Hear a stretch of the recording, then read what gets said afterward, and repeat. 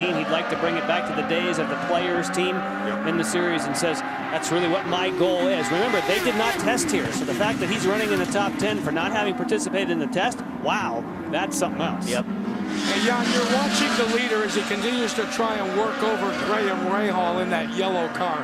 Here's what I think's happening. Marco has accepted the fact that he has got to make another pit stop.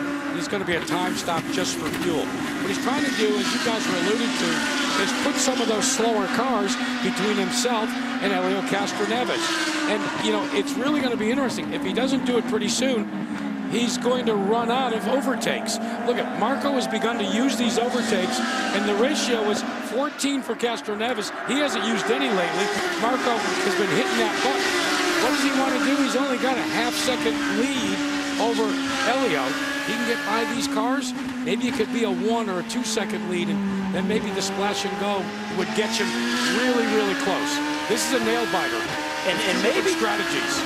You know, Jack, when we're watching, it doesn't look like Marco's really gotten close enough to Graham to really make a good, clean pass. And maybe it's the same thing we just heard by Helio. Anytime he gets closer to the back end of that car, it just starts washing out. So he's really struggling to get close enough to make that opportunity to pounce and have a good pass. As you guys know, all the drivers talked about how great this racetrack was, but you had a lot of side drift. You had a lot of, not wheel spin, but that's why you've got all those G-forces that you're involved in all the time. So what even Helio said to me yesterday, he says it's a fun racetrack to drive, but you are right on the edge all the time.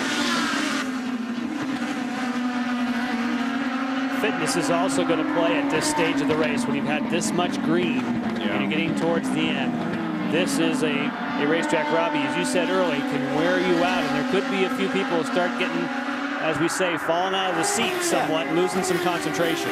Because you start breaking down physically, and that hurts you in the mental game. Excellent point with all the green running, because I didn't anticipate this much green running. I would have thought we would have had another car off in the pea gravel somewhere.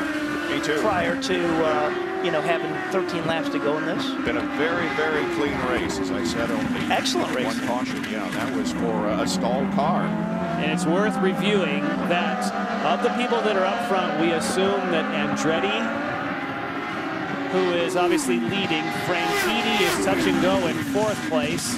In 5th, Power is good to go.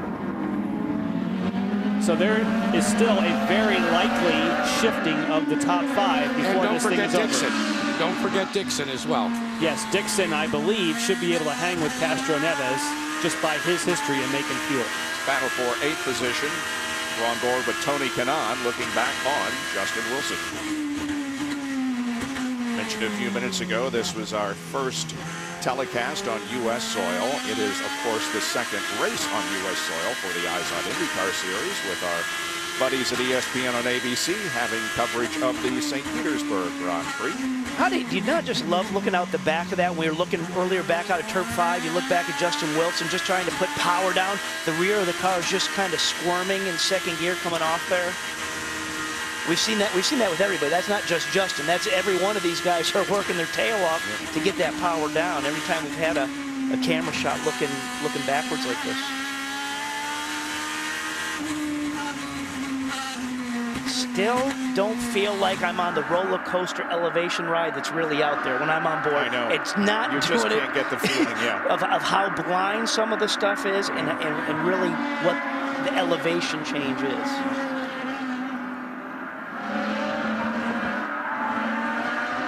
I'm with Kyle Moyer. Kyle, the look on your face, not so good. Where are you sitting right now? Because the guys were guessing you might get by Graham and maybe help yourself out that way, and Castroneves have to fight through it. Yeah, we need more than 3 seconds on the track. We need 3 laps of yellow, and it's my mistake. I mean, Marco's driving really good here, and I got caught out not doing the fuel-saving mode early in the race, and you know, you can blame this one on me right now unless we get a yellow. Anything can happen. This is the IZOD IndyCar Series. He's looking for yellow, but right now all green with 78 laps for this 90-lap race complete. And it takes a real man to admit to what he just did.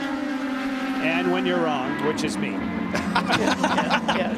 But thank you, Jan.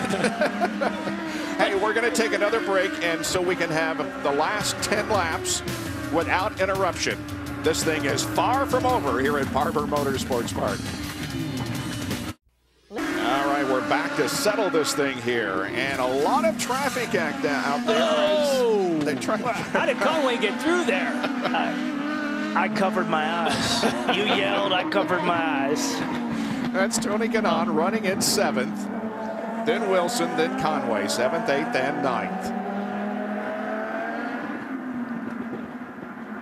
It has been 24 laps since Marco pitted, and we heard Kyle say that he has a need for a pit stop relatively quickly here, which means that if he does pit, we're going to have a battle, it would seem, between Helio and Scott Dixon, who are currently running 2nd and 3rd and very close to each other on the racetrack. And right behind Dixon, position-wise, is Franchitti, who stopped a lap earlier and than here Dixon. he comes. Oh.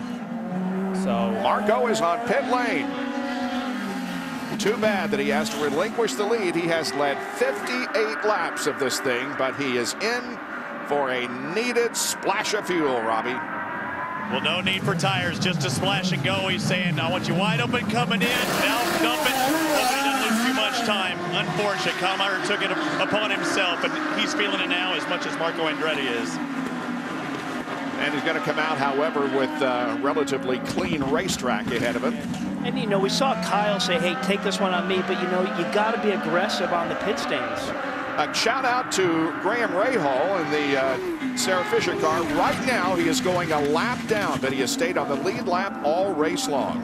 And that was Helio on the overtake button. That was off of turn 5, and he used that overtake button and gapped Rahal. And here comes Dixon. Oh.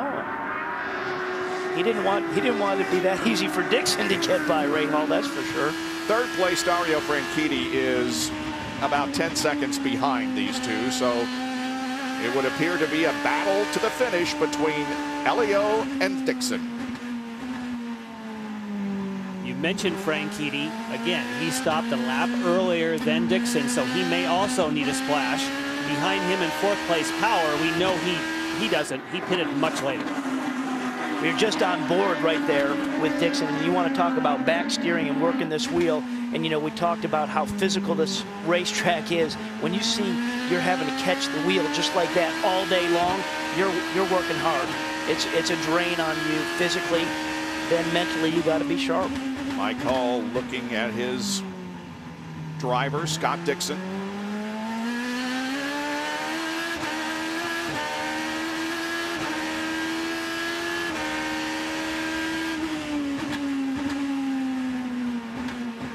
Rafa Matos up front.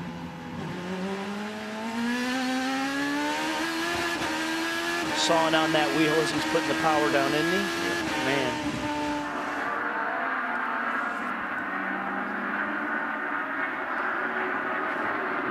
Now, typically, when you're letting cars come through, when you're a lapped car, you want to try to treat everyone equally. So if you let the car like Castroneves ahead fairly easily, you want to try to give that opportunity so that you're not impeding. So Matos here will certainly want to try to be consistent in how he's letting these front guys go through. Because what goes around comes around.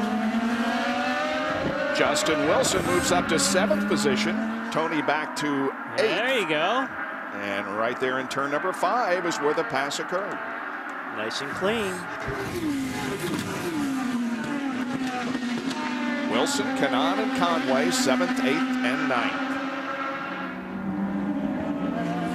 And some battling going on here. Oh, you saw that Dixon did get by Rafa Matos. So now there are no cars between he and Castroneves, but he definitely lost time. And in order to do that, Scott Dixon used one of those overtakes because he saw what happened there. Needs to make some time. We understand that race control asked for a courtesy from Rafa Matos, which was quickly given. All 3 of the Penske cars are in the top 6. Verizon Team Penske with Will Power is 4th. Briscoe and Castroneves are 6th and 1st, respectively. And Danica Patrick pulls in for hair pit stop. I was here just a moment ago that Scott Dixon was not happy at all with Rafael Matos, and evidently the officials had something to say about that. But Mike Hull again said, Scott, just worry about Helio, trying to calm him down. So I guess just fuel strategy is not everything that they're concerned about. I think Scott still wants to win this thing, Jack. And